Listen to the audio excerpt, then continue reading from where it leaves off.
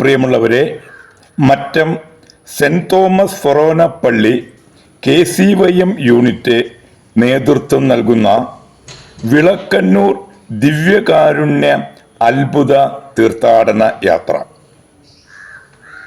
August 9 രണ്ടാം ശനിയാഴ്ച കാലത്ത് 5:30 ഞങ്ങൾ വിളക്കന്നൂർ ദേവാലയത്തിൽ എത്തിച്ചേർന്നു.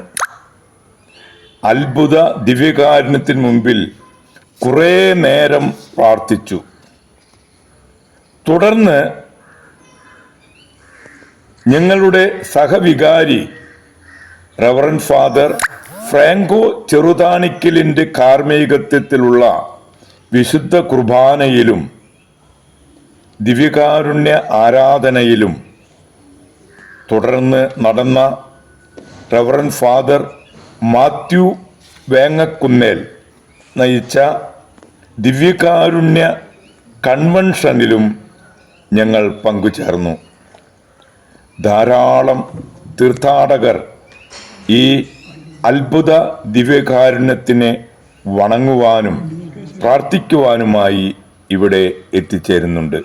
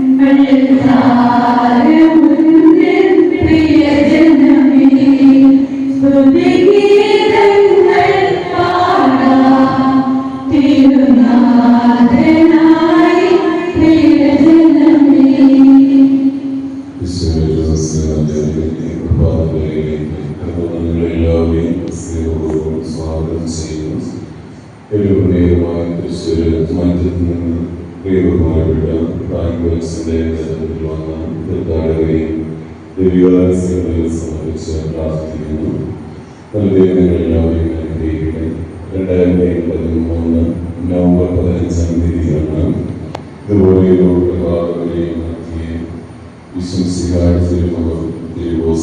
15 ഈ നവംബർ 15 ആകുമ്പോൾ 12 വർഷങ്ങൾ തികയുകയാണ്.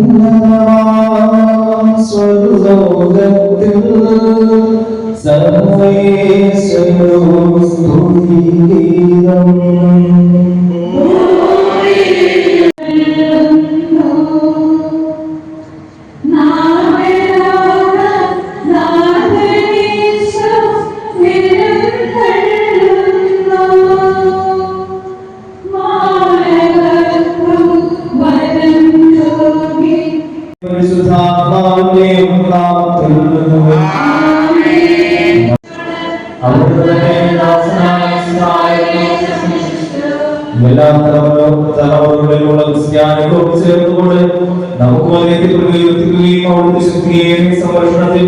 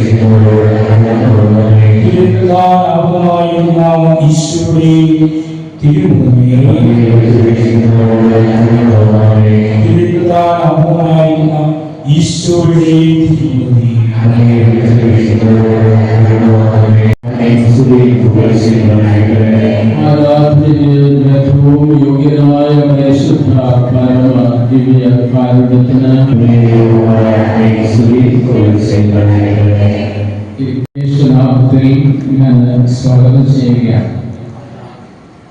ഈ അനുഗ്രഹീതമായ ദിവസം നിങ്ങൾക്ക് വലിയ കൃപയുടെ ദിവസമാകട്ടെ. അതാണ് ഞങ്ങളുടെ ആശംസകളും പ്രാർത്ഥനകളും. കേരളത്തിലെ വ്യത്യസ്തമായ ഭാഗങ്ങളിൽ നിന്ന് തീർത്ഥാടനത്തിനായി ഇവിടെ വരുന്നവര് ഈശോയുടെ തിരുമുഖം കാണാനുള്ള മോഹം കൊണ്ടാണ് ഇവിടെ വരുന്നതെന്ന് എനിക്കറിയാം. ഈ തിരുമുഖത്തിന് മുമ്പിൽ 3 വർഷക്കാലം ഉണ്ടായിരുന്ന ആളാണ്. തിരുമുഖ പ്രതിഷ്ഠീകരണത്തിന് ശേഷം 3 വർഷക്കാലം ഈ ഭവൻ ശുശ്രൂഷ ചെയ്തിട്ടുണ്ട്. ഔദ്യോഗികമായ പ്രഖ്യാപനത്തിന് വേണ്ടി കഴിഞ്ഞ മെയ് മാസം 31-ാം തീയതി തിരിച്ച് റോമിൽ നിന്ന് കൊണ്ടുവന്ന കാലഘട്ടത്തിൽ മീഡിയയിലൂടെ ഈ സംഭവത്തെ കുറിച്ച് വളരെ വിശദമായി അനേകം സംസാരിച്ചിട്ടുണ്ട്. ഈ വിടുതലിന്റെ ടോക്കുകളുമുണ്ട്. ഒരു പ്രധാനപ്പെട്ട കാര്യം പറഞ്ഞുകൊണ്ട് വളരെ പ്രമുഖത്തിലേക്ക് പ്രവേശിക്കാൻ ഞാൻ കരുതുകയാണ്. നമ്മുടെ രക്ഷകനും നാഥനുമായ ഈശോ മിശിഹ ഈ ഭൂമിയിൽ ആയിരുന്ന കാലത്ത് ഈശോയുടെ രൂപം എന്തായിരുന്നു, ഈശോയുടെ പടം എങ്ങനെയാണ്, ഈശോ എങ്ങനെയാണ് ആയിരുന്നത് എന്നത് ചരിത്രത്തിന് മനസ്സിലാക്കാൻ തിരിച്ചറിയാൻ പറ്റാത്ത ഒരു യാഥാർത്ഥ്യമായിരുന്നു. രക്ഷകനെ പ്രതീക്ഷിച്ച് കാലങ്ങളായി കാത്തിരുന്ന ജനത്തിന് അവരുടെ പ്രതീക്ഷയ്ക്ക് പ്രതിഫലമായി ഈശോ കാലത്തിന് രേഖയിൽ മനുഷ്യനായി അവതാരമെടുത്തു. ചിത്രങ്ങളെ ഭൂമിയിലുള്ളൂ. ഏതൊക്കെയാണ് ആ 3 രൂപം? ഒന്നാമത്തെ രൂപം ഈശോയുടെ പീഡാസഹന വഴികളിൽ, കുരിശിന്റെ വഴിയിൽ കാൽവരിയിലേക്കുള്ള യാത്രാമധ്യേ ഭക്തയായ വേറൊരുവരായ ഈശോയുടെ തിരുമുഖം തുടച്ചപ്പോൾ ആ തൂവാലയിൽ പതിഞ്ഞ ഈശോയുടെ തിരുമുഖമാണ്. നമുക്ക് എല്ലാവർക്കും അറിയാം. ബൈബിളിൽ മനോഹരമായി രേഖപ്പെടുത്തിയിട്ടുണ്ടല്ലോ. തന്റെ കയ്യിലിരിക്കുന്ന തൂവാല ഈശോയുടെ രക്തം പുരണ്ട മുഖം തുടയ്ക്കാൻ വേണ്ടി ഉയർത്തിപ്പിടിച്ചപ്പോൾ അവളുടെ സ്നേഹത്തിന്റെ വലിയ പ്രകടനമായിരുന്നു. വെറോനിക്കയുടെ സ്നേഹത്തിന് ക്രിസ്തു നൽകിയ പ്രതിസ്നേഹമാണ് തന്റെ തിരുമുഖം ആ തൂവാലയിൽ പതിപ്പിച്ചു കൊടുത്തു എന്നത്. അത് വളരെ അമൂല്യമായ ഒരു നിധിയാണ്. ഈശോയുടെ തിരുമുഖം പറഞ്ഞ ഒന്നാമത്തത് അത് വെറോനിക്കയുടെ കയ്യിലെ തിരുമുഖം.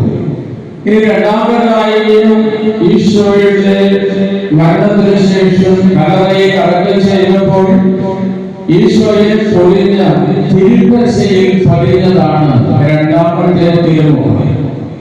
ടൂറിലെ കച്ച എന്ന പേരിൽ അറിയപ്പെടുന്ന തിരുപ്പശ, അതിൽ ഈശോയുടെ തിരുമുഖം പറഞ്ഞിട്ടുണ്ട്. ഇത് 2000 വർഷങ്ങൾക്ക് മുൻപാണ് ഈ 2 കാര്യങ്ങൾ സംഭവിച്ചത്. എന്നാൽ ആധുനിക കാലഘട്ടത്തിൽ ഈശോയുടെ തിരുമുഖം അന്നുണ്ടായിരുന്ന അതേ തിരുമുഖം തന്നെയാണ് എന്ന് വെളിപ്പെടുത്തുന്നതിന് വേണ്ടി ദൈവത്തിന്റെ പ്രത്യേകമായ ഇടപെടലിലൂടെ 2013 നവംബർ മാസം 15-ാം തീയതി രാവിലെ പ്രഭാതത്തിൽ വെളിയപ്പെട്ട സമയത്ത് ഈ വിളവെന്ന ദേവാലയത്തിലെ അൾത്താരയിൽ ഉയർത്തിപ്പിടിച്ച തിരുവോസ്തിയിൽ പതിഞ്ഞ രൂപമാണ് എന്ന് നിങ്ങൾക്ക് ഇവിടെ കാണാൻ പറ്റുന്നത്. ഒന്നാമത്തത് ഇതാണ്. കഴിഞ്ഞ കുറെ നാളുകളായി ശാസ്ത്രീയമായ വിശകലനങ്ങളും പഠനങ്ങളും എല്ലാം നടത്തിയതിനു ശേഷമാണ് റോമിൽ നിന്ന് ഔദ്യോഗികമായി ഈ തിരുശേഷിപ്പിനെ അത്ഭുതമായി പ്രഖ്യാപിച്ച് ഇവിടെ കൊണ്ടുവന്നത്. ആ പരിശോധനയ്ക്കിടയിൽ ശാസ്ത്രീയമായ പഠനത്തിനിടയിൽ ഇന്നലെ ഉണ്ടാക്കിയ ഒരു ഓസ്തിയും ഇപ്പോഴുള്ള 12 വർഷം മുൻപുണ്ടാക്കിയ തിരുവോസ്തിയും തമ്മിൽ ഒരു വ്യത്യാസമില്ല എന്ന് മാത്രമല്ല 99.6% ഇത് തമ്മിൽ ഒരുപോലെയാണ്, സാമ്യമാണ് എന്ന് പറയുന്നത് ശാസ്ത്രം. ഇതൊരു ഭക്തിയുടെ വിഷയമല്ല, അതിനപ്പുറത്ത് ശാസ്ത്രീയമായ അടിത്തറയുള്ളതാണ്. അത്ഭുതകരമായ ദൈവിക ഇടപെടലുകളുടെ ഒരു പരമ്പര തന്നെ ഇവിടെ ഉണ്ടായിട്ടുണ്ട്. പരിശുദ്ധ കുർബാനയിൽ ഈശോയുടെ തിരുമുഖം തെളിഞ്ഞതിന് ശേഷം വളരെ പ്രത്യേകമായ ഒരു സാഹചര്യത്തിലാണ് തിരുമുഖ ഭക്തിയിലേക്ക് പ്രവേശിക്കുവാൻ ഇടയായത്. എന്തിനു വേണ്ടിയാണ് ഈശോയുടെ തിരുമുഖം ഇവിടെ പറയുന്നത്? ഇന്ന് ലോകത്ത് ഔദ്യോഗികമായി സഭ അംഗീകരിച്ചിട്ടുള്ള 140 ദിവ്യകാരുണ്യ അത്ഭുതങ്ങളുണ്ട്. ഈ 139 എണ്ണവും ഒരു വിധത്തിലും ഒരു കാറ്റഗറിയിലും 140ാമത് വേറൊരു വിധത്തിലുമാണ്. ഞാൻ പറഞ്ഞു വരുന്നത്, ലോകത്ത് ഇന്ന് വരെ ഉണ്ടായിരുന്നു അതീതമായി ലോകത്തിന്റെ വിവിധ ഭാഗങ്ങളിൽ ഉണ്ടായിട്ടുള്ള എല്ലാ ദിവ്യകാരുണ്യ അത്ഭുതങ്ങളും പരിശുദ്ധ കുർബാന മാംസത്തിന്റെ ബാഹ്യമായ രൂപം സ്വീകരിച്ചു എന്നുള്ളതാണ്. ദിവ്യകാരുണ്യ അത്ഭുതം പോലെ അതിന്റെ പുസ്തകങ്ങൾ നമുക്ക് വായിക്കാനും നെറ്റില് സെർച്ച് ചെയ്യാൻ നമുക്ക് കിട്ടുന്ന കാര്യങ്ങളാണ്. അവിടെയെല്ലാം തിരുവോസ്തി ഈശോയുടെ തിരുശരീരമായി മാംസകഷ്ണമായി രൂപാന്തരപ്പെട്ടു. അതേപോലെ തന്നെ ഈശോ കാസയിലെ രക്തം അക്ഷരാർത്ഥത്തിൽ ഒരു മനുഷ്യ ശരീരത്തിന്റെ രക്തമായി രൂപാന്തരപ്പെട്ടു. അതാണ് 139 അത്ഭുതങ്ങളിൽ സംഭവിച്ചിട്ടുള്ളത്. എന്നാൽ അതിൽ നിന്നെല്ലാം വ്യത്യസ്തമായി ദൈവത്തിന്റെ അനന്തമായ കാരുണ്യത്താൽ പരിശുദ്ധ കുർബാനയിൽ ഈശോയുടെ തിരുമുഖം തെളിഞ്ഞു വരികയായിരുന്നു. ആദ്യത്തെ 2 തിരുമുഖങ്ങളിൽ അത് പതിഞ്ഞതാണ്. വേറൊന്നിക്കായുടെ കയ്യിലെ തൂവാലയിൽ ഈശോ തന്റെ തിരുമുഖം പതിച്ചു കൊടുക്കുകയായിരുന്നു. തിരുക്കച്ചയിൽ ഈശോ തന്റെ തിരുമുഖം പതിച്ചു കൊടുത്തതാണ്. പക്ഷേ വിളക്കിലൂടെ ദിവ്യകാരുണ്യ അത്ഭുതത്തിൽ സംഭവിച്ചത് ഈശോ തന്റെ തിരുമുഖം പതിച്ചു കൊടുത്തതല്ല, ഈശോയുടെ തിരുമുഖം ഉള്ളിൽ നിന്ന് തെളിഞ്ഞു വന്നതാണ്. ഉള്ളിൽ നിന്ന് തെളിഞ്ഞു വന്ന് ബാഹ്യമായി ഇടപെടലില്ലാത്തത് എനിക്കത് വിശ്വസിക്കാൻ വേറെ കാരണങ്ങൾ വേണ്ട. കാരണങ്ങൾ വേണ്ട. ഇത്രയും ദീർഘമായ ദൂരങ്ങൾ സഞ്ചരിച്ച് ഇവിടെ വന്ന നിങ്ങൾക്ക് ഇത് വിശ്വസിക്കാൻ കഴിയണം. പരിശുദ്ധ കുർബാനയിൽ ഈശോ സത്യമായും സന്നിഹിതനാണ് എന്ന് ഈശോ ഈ കാലഘട്ടത്തിലെ ജനത്തിന് തെളിവുകൊടുത്തതാണ്, അടയാളമാണ്. ഇവിടെ നമ്മളത് കാണണം. ആ തിരുമുഖത്തിന് മുമ്പിൽ നോക്കിയിരിക്കണം. ഈശോയുടെ തിരുമുഖത്തിന് ഭക്തർക്ക് തിരുമുഖ ഭക്തർക്കായി ഈശോ വാഗ്ദാനം ചെയ്തിട്ടുള്ള 8 അനുഗ്രഹങ്ങളുണ്ട്, 8 വാഗ്ദാനങ്ങളുണ്ട്. ആ 8 വാഗ്ദാനങ്ങൾ അതേപോലെ നമുക്ക് ഇവിടെ വെച്ച് ലഭിക്കുകയാണ്. 8 അനുഗ്രഹങ്ങൾ ഞാൻ പലപ്പോഴും ഏതെങ്കിലും വിശുദ്ധന്റെ മുമ്പിൽ വന്ന് പ്രാർത്ഥിക്കുകയും തിരുസ്വരൂപത്തിന്റെ മുമ്പിൽ വന്ന് പ്രാർത്ഥിക്കുകയും നോവേനെ ചൊല്ലി പ്രാർത്ഥിക്കുകയും ചെയ്യുമ്പോൾ യഥാർത്ഥത്തിൽ എന്താണ് നിങ്ങൾ പ്രാർത്ഥിക്കുന്നത്? ഈ വിശുദ്ധന്റെ പുണ്യ യോഗ്യതയാൽ ഞങ്ങൾക്ക് ഈ അനുഗ്രഹം തരണമേ എന്നാണ് നമ്മൾ പ്രാർത്ഥിക്കുന്നത്. ഞാൻ പറഞ്ഞ മനസ്സിലാവുന്നുണ്ടോ? ഒരു വിശുദ്ധന്റെ തിരുസ്വരൂപത്തിന്റെ മുമ്പിൽ വന്ന് പ്രാർത്ഥിക്കുകയും അതേപോലെ നൊവേനകൾ ചെല്ലുകയും ചെയ്യുമ്പോൾ ആ വിശുദ്ധന്റെ അല്ലെങ്കിൽ വിശുദ്ധയുടെ പുണ്യയോഗ്യതയാൽ ഞങ്ങൾക്ക് ഈ അനുഗ്രഹം തരണമേ എന്നാണ് പ്രാർത്ഥിക്കുന്നത്. ഫലദായകമായ മനോഹരമായ പ്രാർത്ഥനകൾ. എന്നാൽ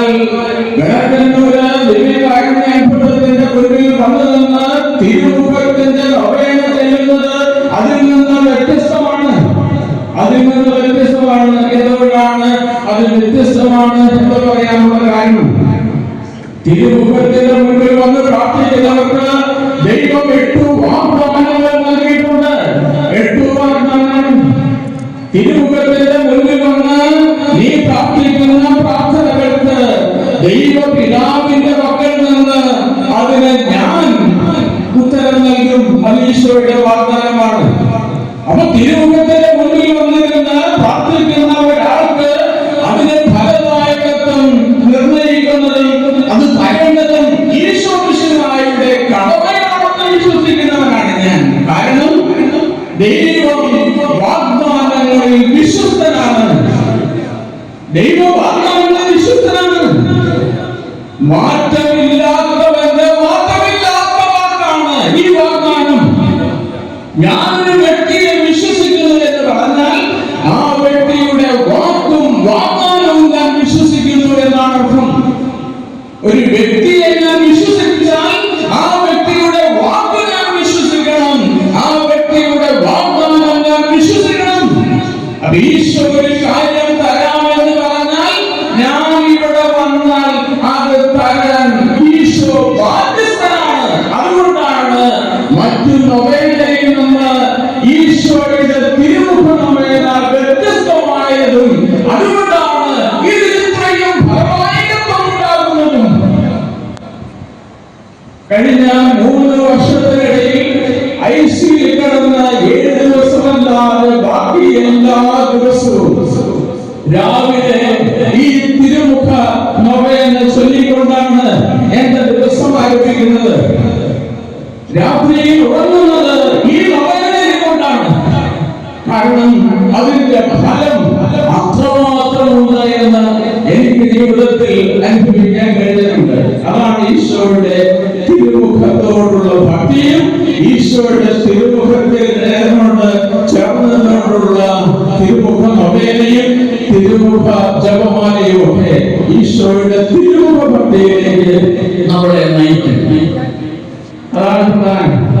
ആ തിരുമുഖ നൊവേന ഇന്ന് നിങ്ങൾക്ക് അതിൽ പങ്കെടുക്കാൻ സാധിക്കുമെന്ന് ഞാൻ കരുതുകയാണ്. ഇന്ന് വന്നിരിക്കുന്ന നിങ്ങളുടെ മുൻപിൽ ഇത്രയും ഒരു കുഞ്ഞ് ആ മുഖം പറഞ്ഞ് ഞാൻ ഇന്ന് പറയാൻ വേണ്ടി വന്ന പ്രധാനപ്പെട്ട വിഷയത്തിലേക്ക് ഞാൻ കടക്കുകയാണ്. പരിശുദ്ധ കുർബാന അതാണ് നമ്മുടെ ക്രൈസ്തവ ജീവിതത്തിന്റെ അടിസ്ഥാനം, അതാണ് നമ്മുടെ കേന്ദ്രം. അപ്പൊ അതിന് പരിശുദ്ധ കുർബാനയോടുള്ള ഭക്തിയിൽ വളരുവാൻ ദിവ്യകാരുണ്യ കേന്ദ്രീകൃതമായ ഒരു ആധ്യാത്മികതയിലേക്ക് വളരുവാൻ ഈ ദിവ്യകാരുണ്യ തിരുമുഖത്തിന് മുൻപിൽ നിൽക്കുന്ന നിങ്ങൾക്ക് വളരെ എളുപ്പത്തിൽ കടന്നു പോകാൻ സാധിക്കും. അതാണ് എന്റെ പ്രത്യാശ. പരിശുദ്ധ കുർബാനയാണ് നമ്മുടെ ജീവിതത്തിലെ പ്രധാന കാരണം. സത്യമായും അത് ഈശോയുടെ തിരുശരീരമാണ് എന്ന് ഇവിടെ അടയാളം തന്നുകൊണ്ട് നമ്മെ ഈശോ ഓർമ്മിപ്പിക്കുകയാണ്. അതിന്റെ ആഴങ്ങളിലേക്ക് വരാൻ ദൈവമേ പ്രവർത്തനമേ എന്ന് പ്രാർത്ഥിക്കുക. ഒരൊറ്റ ചിന്ത നിങ്ങളുമായി പങ്കുവെക്കാനാണ് ഞാൻ ആഗ്രഹിക്കുന്നത്. അത് ഈശോ മിശിഹായുടെ രക്ഷാകരമായ പീഡാസഹനത്തിന്റെയും കുരിശുമരണത്തിന്റെയും ഉത്ഥാനത്തിന്റെയും ഓർമ്മയാചരണവും അനുഷ്ഠാനവുമായ പരിശുദ്ധ കുർബാന അത് നമ്മുടെ ജീവിതത്തിന്റെ കേന്ദ്രമാണ്. അതാണ് ഞാൻ സൂചിപ്പിക്കാൻ ആഗ്രഹിക്കുന്ന കാര്യം. പെസഹ രഹസ്യങ്ങളുടെ അനുസ്മരണവും അനുഷ്ഠാനവും ആഘോഷവുമാണ് പരിശുദ്ധ കുർബാന. പറയാൻ നോക്കിയേ, പെസഹ രഹസ്യങ്ങളുടെ അനുസ്മരണവും അനുഷ്ഠാനവും ആഘോഷവുമാണ് പരിശുദ്ധ കുർബാന. എന്തിന്റെ അനുസ്മരണമാണ് പറഞ്ഞേ? എന്തിന്റെ അനുസ്മരണമാണ്? പെസഹ രഹസ്യങ്ങളുടെ അനുസ്മരണം. എന്തിന്റെ അനുഷ്ഠാനമാണ്? പെസഹ രഹസ്യങ്ങളുടെ അനുഷ്ഠാനം. എന്തിന്റെ ആഘോഷമാണ് കുർബാന? പെസഹ രഹസ്യങ്ങളുടെ ആഘോഷം. എന്നോട് പറയാം, ഈശോയുടെ പെസഹ രഹസ്യങ്ങളുടെ അനുസ്മരണവും അനുഷ്ഠാനവും ആഘോഷവുമാണ് പരിശുദ്ധ കുർബാന. ഈ ഒരൊറ്റ വാക്കാണ് വ്യാഖ്യാനിക്കാൻ ഞാൻ ആഗ്രഹിക്കുന്നത്. എന്താണ് പെസഹ രഹസ്യം? പെസഹ രഹസ്യം എന്ന്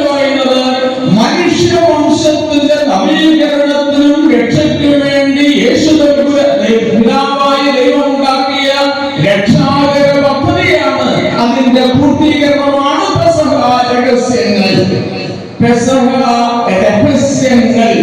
അത് 3 കാര്യങ്ങളാണ്: പീഡാസഹനവും കുരിശുമരണവും ഉത്ഥാനവും ഉൾക്കൊള്ളുന്നതാണ് പെസഹ രഹസ്യങ്ങൾ. ഞങ്ങൾ ഇതിനും കൂടെ ആളുകളിലേക്ക് കൊണ്ടുപോകാൻ ശ്രമിക്കുകയാണ്. പഴയ നിയമത്തിലെ ആളുകളിലൂടെ കടന്നു വരുമ്പോൾ മനുഷ്യന്റെ രക്ഷയ്ക്ക് വേണ്ടി ദൈവം ഉണ്ടാക്കുന്ന ഒരു രക്ഷാകരമായ പദ്ധതിയെ നമുക്ക് കാണാൻ പറ്റും. ദൈവം അബ്രാഹത്തെ തിരഞ്ഞെടുക്കുന്നത് മുതൽ അതൊരു ചരിത്ര സംഭവമായി മാറുകയാണ്. മനുഷ്യവംശത്തിന്റെ രക്ഷയ്ക്ക് വേണ്ടി ഒരു ജനതയെ ദൈവം രൂപപ്പെടുത്തിക്കൊണ്ട് വന്നു. അതാണ് പഴയ നിയമത്തിൽ പറയുക. ആ ഒരു ജനത്തെ മുഴുവൻ രക്ഷകനായി വിശുദ്ധരായി സ്വീകരിക്കാൻ വേണ്ടി ദൈവം ഒരുങ്ങുകയായിരുന്നു പഴയ നിയമത്തിൽ. പഴയ നിയമം മുഴുവൻ പുതിയ നിയമത്തിനുള്ള ഒരുക്കം ആയിരുന്നു. പഴയ നിയമത്തിലെ കാലഘട്ടം മുഴുവൻ പുതിയ നിയമത്തിന് വേണ്ടിയുള്ള ഒരുക്കമായിരുന്നു. പുതിയ നിയമത്തിലെ ആദ്യത്തെ 30 വർഷം പുതിയ നിയമം ആരംഭിക്കുന്നത് ഈശോയുടെ ജനനത്തെ കുറിച്ചുള്ള മംഗളവാർത്ത മുതലാണ്. നമുക്കറിയാം. പുതിയ നിയമത്തിന്റെ ആദ്യത്തെ 30 വർഷങ്ങൾ എന്ന് പറയുന്നത് ഈശോയുടെ രഹസ്യ ജീവിതമായിരുന്നു. 30 വർഷത്തെ രഹസ്യ ജീവിതം. ഈ 30 വർഷത്തെ രഹസ്യ ജീവിതം 3 വർഷത്തിന് വേണ്ടിയുള്ള ഒരുക്കമായിരുന്നു. ഏതാണ് 3 വർഷം? പരസ്യ ജീവിതത്തിന് വേണ്ടിയുള്ള രഹസ്യ ജീവിതത്തിന്റെ 30 വർഷം കഴിഞ്ഞ് പിന്നീടുള്ള 3 വർഷം പരസ്യ ജീവിതത്തിന്റെ കാലഘട്ടമാണ്. അതുകൊണ്ടാണ് രഹസ്യ ജീവിതം പരസ്യ ജീവിതത്തിനുള്ള ഒരുക്കമായിരുന്നു എന്ന് പറയുന്നത്. ഈ 3 വർഷത്തെ പരസ്യ ജീവിതം 3 ദിവസങ്ങൾക്ക് വേണ്ടിയുള്ള ഒരുക്കമായിരുന്നു. പഴയ നിയമം മുഴുവൻ പുതിയ നിയമത്തിനുള്ള ഒരുക്കമായിരുന്നു. പുതിയ നിയമത്തിലെ ആദ്യത്തെ 30 വർഷം 3 വർഷത്തിന് വേണ്ടിയുള്ള ഒരുക്കം ആയിരുന്നു. 3 വർഷം 3 ദിവസങ്ങൾക്ക് വേണ്ടിയുള്ള ഒരുക്കമായിരുന്നു. ഏതാണ് ആ 3 ദിവസങ്ങൾ?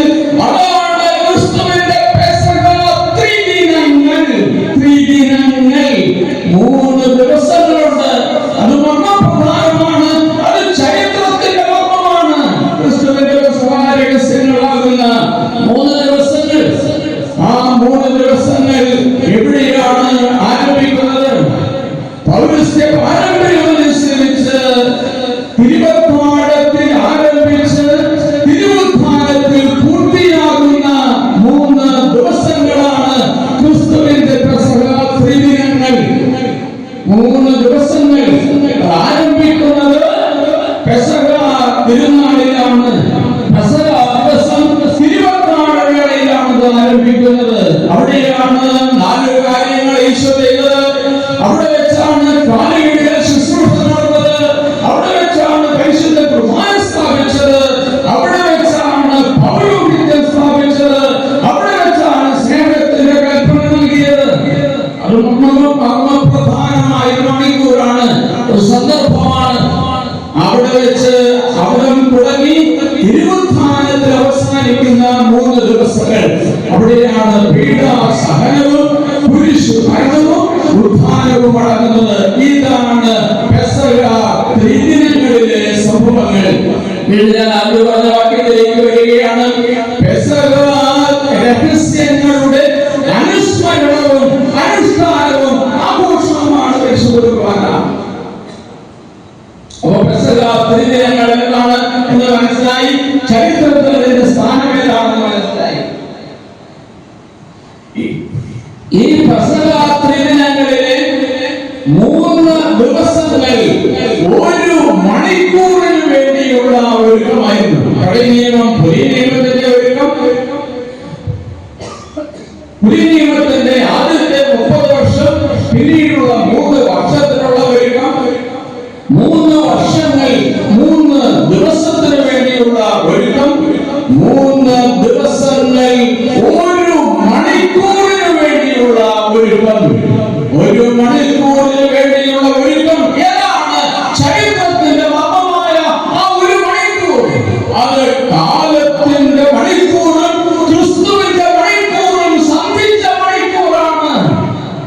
കാലത്തിന്റെ മണിക്കൂറുണ്ട്, അതേപോലെ കാലത്തിന്റെ മണിക്കൂറും ക്രിസ്തുവിന്റെ മണിക്കൂറും തമ്മിൽ സന്ധിച്ച ഒരു മണിക്കൂറുണ്ട്.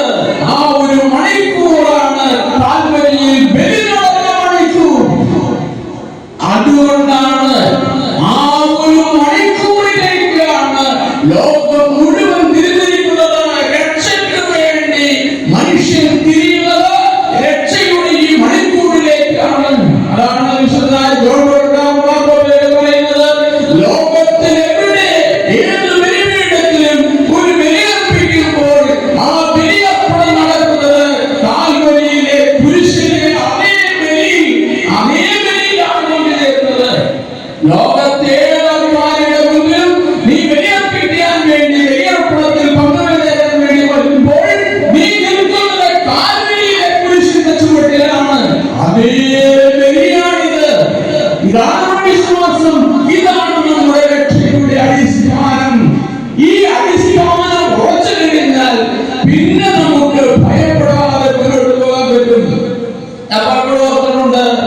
മനുഷ്യന്റെ ജീവിതത്തിലെ ഏറ്റവും വലിയ പ്രതിസന്ധി എന്ന് പറയുന്നത് വിശ്വാസത്തിന്റെ പ്രതിസന്ധിയാണ്. നിങ്ങൾക്ക് വിശ്വസിക്കാനാകുമോ? ലോകത്തിലെ ഏറ്റവും വലിയ പ്രതിസന്ധി, ഒരു വിശ്വാസിയുടെ ജീവിതത്തിൽ ഉണ്ടാകാവുന്ന ഏറ്റവും വലിയ പ്രതിസന്ധി വിശ്വാസത്തിൽ ഉണ്ടാകുന്ന പ്രതിസന്ധിയാണ്. ഞാനത് പറയാനുള്ള കാരണം, ഏത് സങ്കടങ്ങളിലൂടെ കടന്നു പോകുമ്പോഴും നിനക്ക് ആശ്രയിക്കാൻ ദൈവമുണ്ട്. എന്നാൽ വിശ്വാസ പ്രതിസന്ധി അനുഭവിക്കുന്ന ഒരു വ്യക്തിക്ക് അഭയമായി ഒന്നുമില്ല, അവൻ ആശ്രയിക്കാൻ ആരുമില്ല, അതിനേക്കാൾ വലിയ പ്രതിസന്ധിയില്ല. അതുകൊണ്ടാണ് വിശ്വാസം ആഴപ്പെടണം.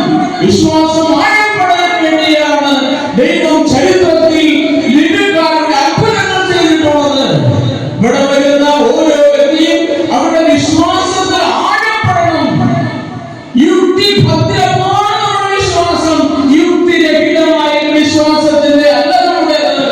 ഒരു കെട്ടുകഥയുടെ മുകളിൽ അടിസ്ഥാനപ്പെട്ടതല്ല നമ്മുടെ വിശ്വാസം. നമ്മുടെ വിശ്വാസം യേശുവിന്റെ രക്ഷാകരമായ പ്രവൃത്തിയിൽ അടിസ്ഥാനപ്പെട്ടതാണ്. അതുകൊണ്ടാണ് ക്രിസ്തുവിന്റെ രഹസ്യങ്ങളുടെ അനുസ്മരണവും അനുഷ്ഠാനവും ആഘോഷവുമാണ് പരിശുദ്ധ കുർബാന എന്ന് ഞാൻ സൂചിപ്പിക്കുന്നത്. ക്രിസ്തുവിന്റെ രഹസ്യങ്ങളാണ് ബലിപീഠത്തിൽ അർപ്പിക്കുന്നത്. ക്രിസ്തുവിന്റെ രഹസ്യങ്ങളിലാണ് നമ്മൾ പങ്കുചേരുന്നത്.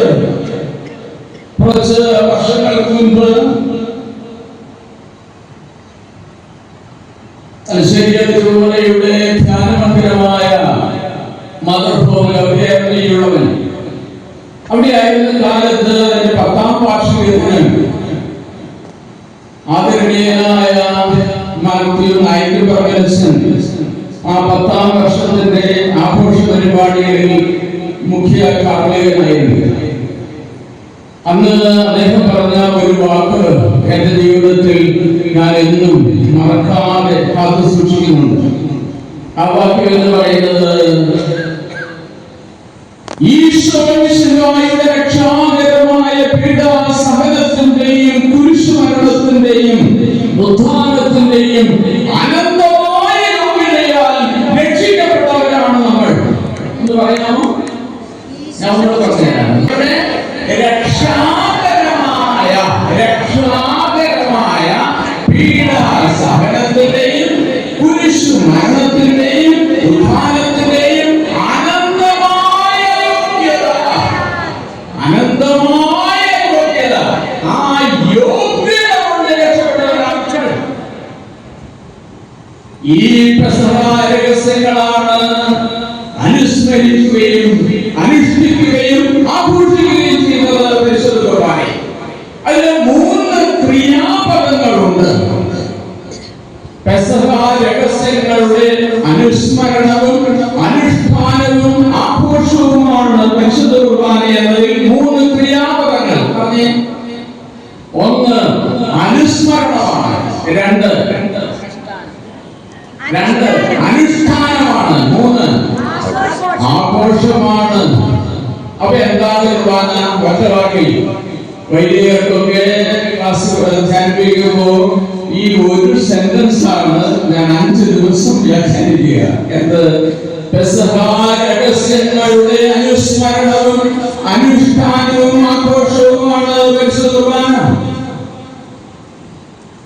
എന്താണ് അനുസ്മരണം? എന്താണ് അനുഷ്ഠാനം? എന്താണ് ആഘോഷം? ഇവിടെ അനുസ്മരണം നടക്കേണ്ടത് ബലിപീഠത്തിനരികിലാണ്. അനുഷ്ഠാനം നടക്കേണ്ടത് ബലിപീഠത്തിലാണ്. ആഘോഷം നടക്കേണ്ടത് ജീവിതത്തിലാണ്. പറഞ്ഞേ, അനുസ്മരണം എവിടെയാണ് നടക്കേണ്ടത്? ബലിപീഠത്തിനരികിൽ. അനുഷ്ഠാനം എവിടെയാണ് നടക്കേണ്ടത്? ബലിപീഠത്തിൽ. ആഘോഷം എവിടെയാണ് നടക്കേണ്ടത്? ജീവിതത്തിൽ. ബലിയുടെ ആഘോഷമാണ് ബലിജീവിതം. മനസ്സിലാവുന്നുണ്ടോ? ബലിയിൽ നിന്ന് ശക്തി ഉൾക്കൊള്ളാതെ ബലിജീവിതം നയിക്കാനാവില്ല. ബലിജീവിതം നയിക്കുന്നവരുടെ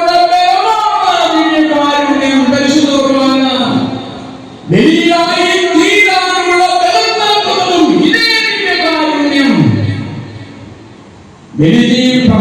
ബലിജീവിതം നയിക്കുന്നവരുടെ ബലമാണ് ദിവ്യകാരുണ്യം. പരിശുദ്ധ കുർബാനയിൽ നിന്ന് ശക്തി കിട്ടുമ്പോഴാണ് നമുക്ക് അനുദിന ജീവിതത്തിന്റെ സഹനങ്ങളെ രക്ഷാകരമാക്കി മാറ്റാൻ പറ്റുന്നത്. യേശുക്രിസ്തുവിന്റെ രക്ഷാകരമായ പീഡാസഹനങ്ങളോട് നീ നിന്റെ ജീവിതത്തെ ബലിയിൽ ചേർത്ത് വയ്ക്കുമ്പോൾ നിന്റെ സഹനത്തിന്, ക്രിസ്തുവിന്റെ സഹനത്തിന് രക്ഷാകരമായ മൂല്യം ഉണ്ടാവുകയാണ്. തിരിച്ചറിയേണ്ട സത്യമാണിത്. അതുകൊണ്ടാണ് അനുസ്മരണം നടക്കേണ്ടത് ബലിപീഠത്തിനരികിലും അനുഷ്ഠാനം നടക്കേണ്ടത് ബലിപീഠത്തിലും ആഘോഷം നടക്കേണ്ടത് ജീവിതത്തിലുമാണ് എന്ന് പറയുന്നത്. ഏതിന്റെയാണ്? പെസഹ രഹസ്യങ്ങളുടെ ആ സഹനങ്ങളെ എങ്ങനെയാണ് നിനക്ക് രക്ഷാകരമായ ക്രിസ്തുവിന്റെ ബലിയുടെ ഭാഗമാക്കി മാറ്റാൻ പറ്റുക? ആഴമായ പഠനങ്ങൾ അതിന് ആവശ്യമായി വരും. അതിന്റെ അല്പം ബോധ്യപ്പെടാൻ വേണ്ടി ചില ചിന്തകളോട് ഞാൻ സൂചിപ്പിക്കുകയാണ്. അനുസ്മരണം നടക്കേണ്ടത് ബലിപീഠത്തിനരികിൽ എന്ന് പറഞ്ഞാൽ ബലിപീഠത്തിൽ എന്താണ് നടക്കുന്നത് എന്ന് അറിയുന്നതാണ് അനുസ്മരണം. ബലിപീഠത്തിലെ മാനുഷികമായ പ്രവൃത്തിയായി മാത്രമല്ല, ഈ മാനുഷികമായ പ്രവൃത്തി എന്തിനെയാണ് സൂചിപ്പിക്കുന്നത് എന്ന് അറിയുന്നതാണ് ഈ അനുസ്മരണം. ഇവിടെ ഇരിക്കുന്ന ആളുകളുടെ മുൻപിൽ നിന്നുകൊണ്ട് എല്ലാവരും അങ്ങ് മുകളിലുള്ള ആ ബൾബിനെ ഒന്ന് നോക്ക് എന്ന് ഞാൻ പറയുകയാണെന്ന് കരുതില്ല. ഉദാഹരണം പറഞ്ഞു, അല്ലെ കൊച്ചിന്റെ മുമ്പിൽ നിർത്തി കൊച്ചിനെ നിർത്തിയിട്ട് പറയും, നോക്കിയേ അതോ നക്ഷത്രങ്ങൾ കണ്ടോ എന്ന് ചോദിച്ച് ഞാൻ ഇങ്ങനെ വിരൽ മുകളിലേക്ക് ചൂണ്ടിക്കാണിച്ചു എന്ന് കരുത്. ഞാൻ ഇങ്ങനെ വിരൽ മുകളിലേക്ക് ചൂണ്ടിക്കാണിക്കുമ്പോ എന്നെ കൊച്ച്, ഈ പിള്ളേര് എന്റെ കൈവിരലിന്റെ തുമ്പുവരെ മാത്രമേ നോക്കുന്നുള്ളൂ എങ്കിൽ ഞാൻ ചൂണ്ടിക്കാണിച്ചത് മനസ്സിലാകാതുള്ളൂ. ഒരു മാനുഷിക ബലിപീഠത്തിൽ നടക്കുന്ന മാനുഷിക പ്രവൃത്തികൾക്കപ്പുറത്ത് ബലിപീഠത്തിൽ നടക്കുന്ന ദൈവിക പ്രവൃത്തികൾ കാണാൻ കഴിയുന്നില്ല എങ്കിൽ ബലി നിനക്ക് നിരർത്ഥകമായി പോകും. അതുകൊണ്ടാണ് ഇത് ഒരു മാനുഷിക പ്രവൃത്തിയല്ല, ഇത് ദൈവികമായ പ്രവൃത്തിയാണ്. സ്വർഗ്ഗവാസികളും ഭൂവാസികളും ഈ ഭൂമിയിൽ ചെയ്യുന്ന ഏക പ്രവൃത്തിയാണ് പരിശുദ്ധ കുർബാന. പരിശുദ്ധ കുർബാനയാണ് മനുഷ്യന്റെ പ്രവൃത്തി അല്ലത്. മനുഷ്യന്റെ പ്രവൃത്തിക്ക് നിന്നെ രക്ഷിക്കാനാകുമോ? ഇല്ല. ദൈവത്തിന്റെ പ്രവൃത്തിക്ക് മാത്രമേ നിന്നെ രക്ഷിക്കാനാവൂ. അതുകൊണ്ടാണ് ബലിപീഠത്തിൽ നടക്കുന്നത് എന്താണ്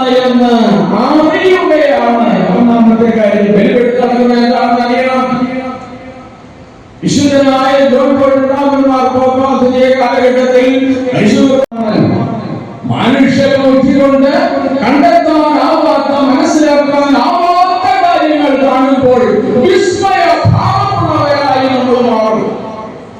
വിസ്മയം